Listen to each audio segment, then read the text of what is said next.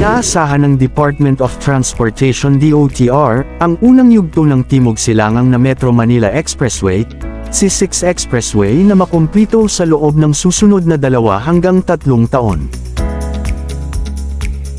At bago natin ituloy, kung ikaw ay bago pa lang sa aking YouTube channel ay huwag kalimutan mag-subscribe at i-click na rin ang bell icon para lagi kang updated sa mga bago kong upload video. Ang 32.7 kilometrong kalsada ng toll, na kung saan ay binubuo ng parehong mga elevated at grade sections ay idinisenyo upang maibsan ang kasikipan ng trapiko sa Metro Manila sa pamamagitan ng pagbibigay ng isang alternatibong ruta mula sa Parañaque hanggang sa Quezon City, na lumampas sa mga abalang mga daanan tulad ng EDSA. Aniya ng dating DOTR Secretary, with San Miguel Corporation, at Philippine National Construction Corporation, PNCC, na namamahala, ang 45.29 bilyong pesos proyekto na ito ay binibigyang diin ng aming pangako sa mga pangmatagalang long-term solutions para sa urban mobility. Bilang karagdagan sa C6 Expressway, ang SMC at PNCC ay pumasok sa isang 554 na bilyong pesos kasunduan upang mapalawak ang network ng toll road ng bansa.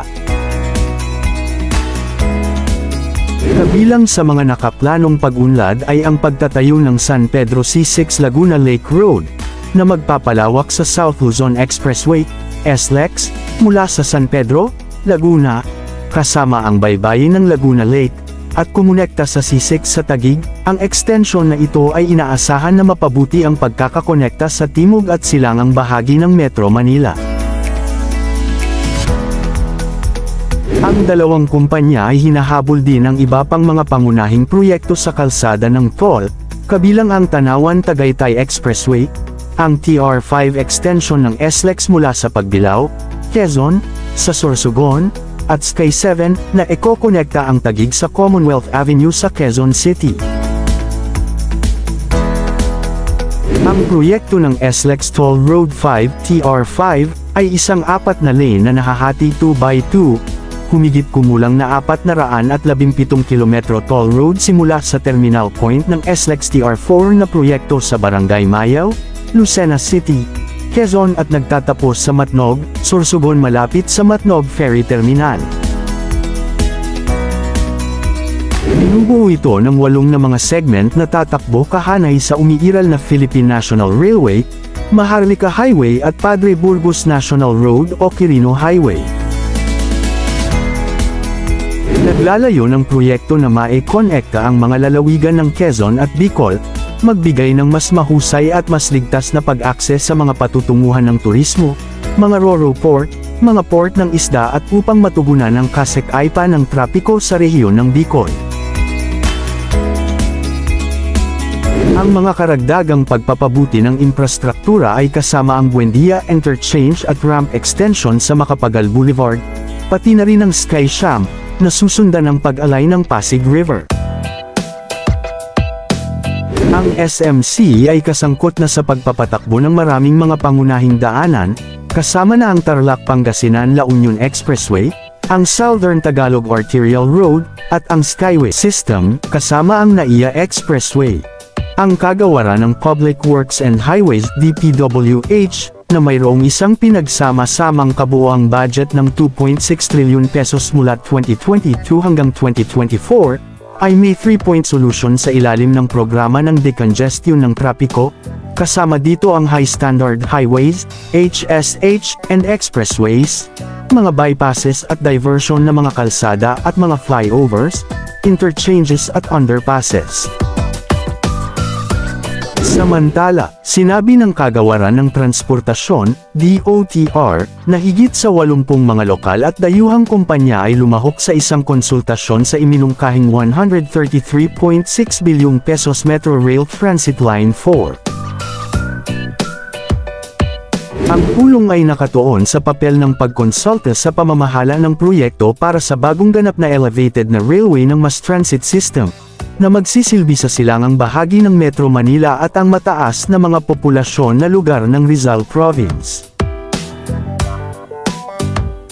Ang ilan sa mga kalahok na kumpanya ay kinabibilangan ng Aboitiz Construction Incorporated, Overarp at Partners Hong Kong Limited, Philippines, India's Balaji Railroad Systems Private Limited, Bouygues Travel Publics ng France, China Railway Design Corporation, China Railway International Group, Colas Rail Philippines, India's Consulting Engineers Group Limited, CRRC Dalian Company Limited, and Germany's DB Engineering at Consulting GmbH.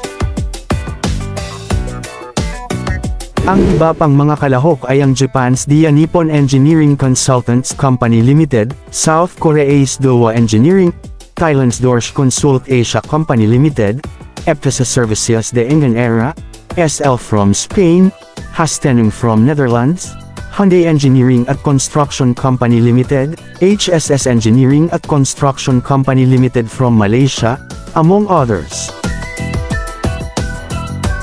Sinabi ng DOTR na ang kontrata para sa mga consultant ng system ay inaasahang igagawad ng ikatlong quarter ng 2026, habang ang pagkuha para sa mga system at rolling stock ay naka-schedule para sa 2026 at isasagawa sa pamamagitan ng open competitive bidding.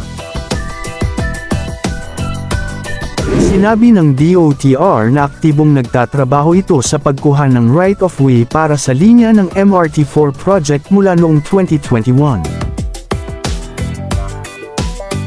Ang proyekto ng Metro Rail Transit Line 4, MRT4, ay nakatakdang mag-alok ng malaking benepisyo, kabilang ang drastically reduced travel time sa pagitan ng silangang Metro Manila at Rizal, makabuluhang pag-iwas sa kasikipan sa extension ng Ortigas Avenue at pagkonekta sa mga kalsada, at paglikha ng isang maaasahan, abot-kayang, at ligtas na pampublikong sistema ng transportasyon.